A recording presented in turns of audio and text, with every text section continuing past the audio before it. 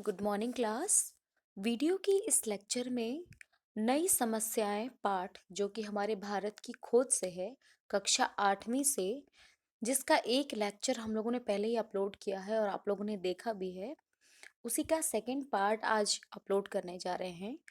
पहले पार्ट में हमने महमूद गजनवी और अफगान, अरब और मंगोल, समन्वय और मिली-जुली संस्कृति का विकास, कबीर, गुरु नानक और अमीर खुसरो जी के बारे में पढ़ा था। देखिए, मुख्य रूप से इस पाठ के माध्यम से भारत में हर्ष की सत्ता एवं शासन और इस्लाम धर्म का प्रचार भारत में किस प्रकार हुआ का वर्णन है। भारत में इस्लामी साम्राज्यवाद का विस्तार कैसे हुआ, इसकी जानकारी हमें इस पाठ से मिलती है। उसी में आगे बढ़ते हुए हमारा प्रकरण है बाबर और अकबर, भारतीयकरण की प्रक्रिया। बाबर ने सन 1526 ईस्वी में पानीपत का युद्ध जीतकर भारत में मुगल साम्राज्य की स्थापना की। उसका व्यक्तित्व आकर्षक था। उसने केवल 4 वर्षों तक ही भारत पर शासन किया। इन 4 वर्षों में उसका समय आगरा में विशाल राजधानी में बीता।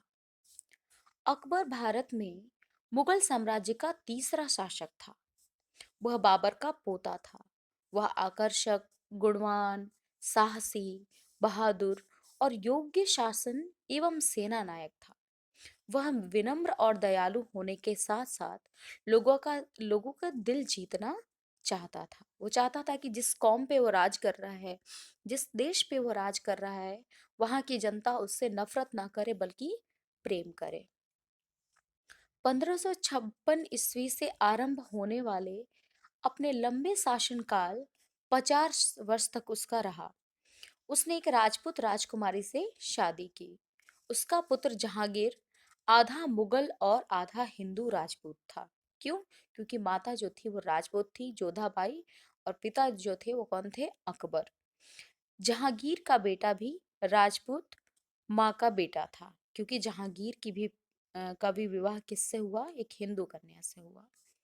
राजपूत घरानों से संबंध बनाने में साम्राज्य बहुत मजबूत हुआ। राणा प्रताप ने मुगलों से टक्कर ली।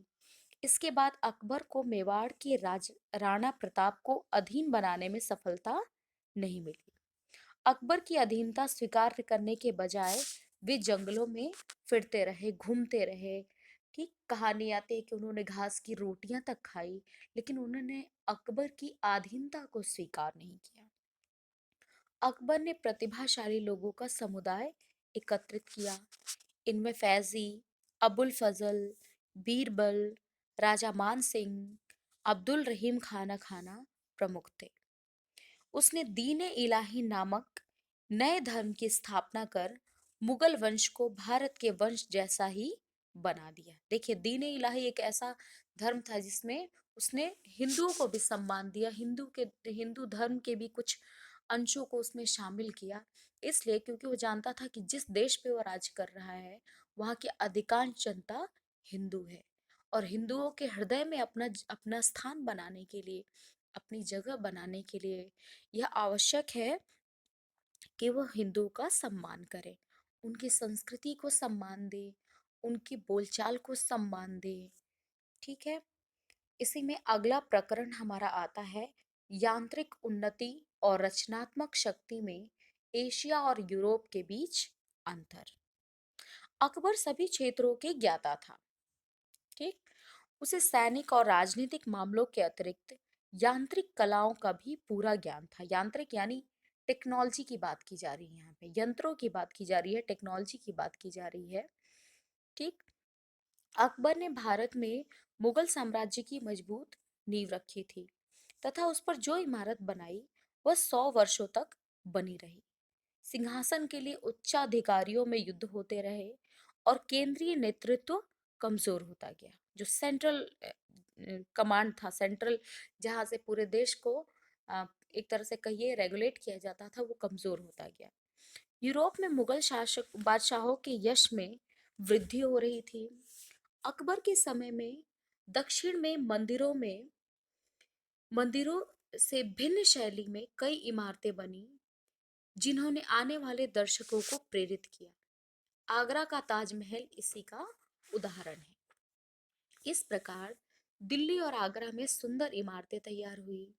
भारत में रहने वाले अधिकतर मुसलमानों ने हिंदू धर्म से धर्म परिवर्तन कर लिया। दोनों में काफी समानताएं विकसित हो गई। भारत के हिंदुओं और मुसलमानों के साथ रहने के कारण उनकी आदतें, रहन सहन, ठीक के ढंग और कलात्मक रुचियों में समानता दिखाई देने लगी। वे शांतिपूर्वक साथ रहते, उत्सव में आने जाने में एक जैसे थे तथा वे एक ही भाषा का प्रयोग करते थे। गांव की आबादी के बड़े हिस्से में जीवन मिला जुला था। गांव में हिंदू और मुसलमानों के बीच गहरे संबंध थे। वे मिलजुल कर जीवन की परेशानियों व आर्थिक समस्याओं का सामना करते थे। दोनों जातियों के लोक गीत सामान्य थे।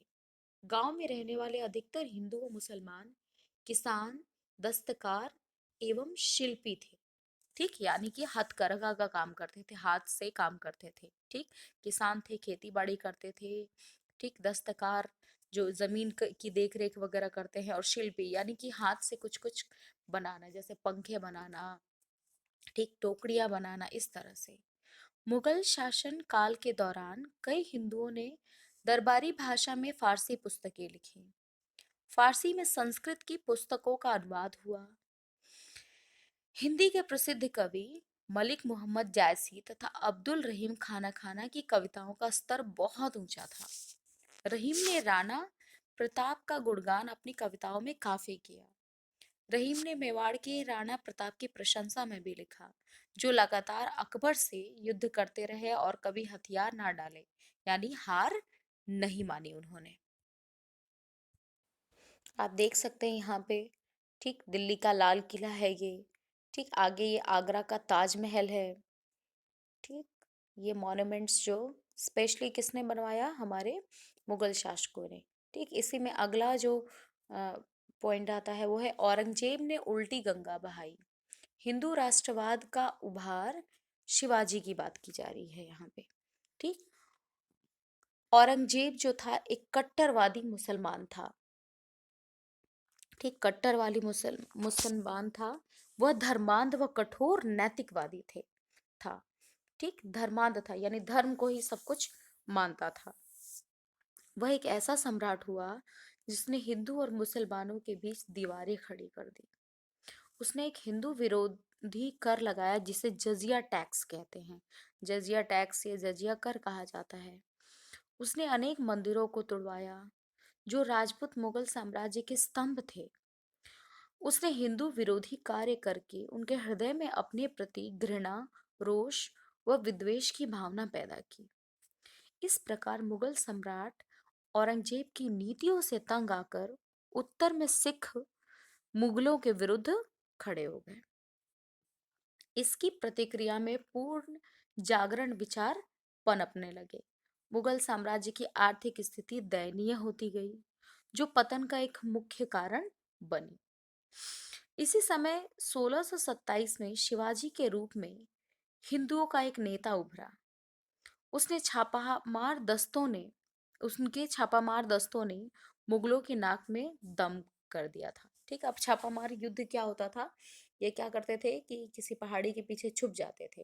ठीक, और जैसे ही मुगल की सेना वगैरह आती थी तो छुप करके वार करते थे, अचानक से हमला कर देते थे। तो चाहे कोई कितना भी शक्तिशाली क्यों ना हो, लेकिन अचानक से बिना तैयारी के कोई हमला करे तो वो हार ही जाता है। तो ये यही करते थे कि जब सेना तैयार ना हो, ठीक उसी समय उस पर आक्रमण करते थे। उन्होंने अंग्रेजों की कोठियों को लूटा और मुगल साम्राज्य के क्षेत्रों पर चौथ कर लगाया। ठीक, इन्होंने भी एक टैक्स लगाया, चौथ। मराठा पूरी शक्ति पा गए। 1680 में शिवाजी की मृत्यु हो गई, लेकिन मराठा शक्ति का विस्तार होता चला गया। वह भारत पर अपना एकाधिकार करना चाहती थी। ठीक, इसके बाद की बातें हम अगले वीडियो में पढ़ेंगे। ठीक, उम्मीद करती हूँ कि आपको ये टॉपिक समझ में आ गया होगा। आ गया हो समझ में तो प्लीज़ आप कमेंट बॉक्स में लिखकर ज़रूर लिखकर मुझे बताएंगे, और आपका कोई सवाल है तो भी आप कमेंट बॉक्स में पक्का लिख करके बताएंगे। तब तक के लिए स्वस्थ रहिए, मस्त रहिए और व्यस्त रहिए। धन्यवाद।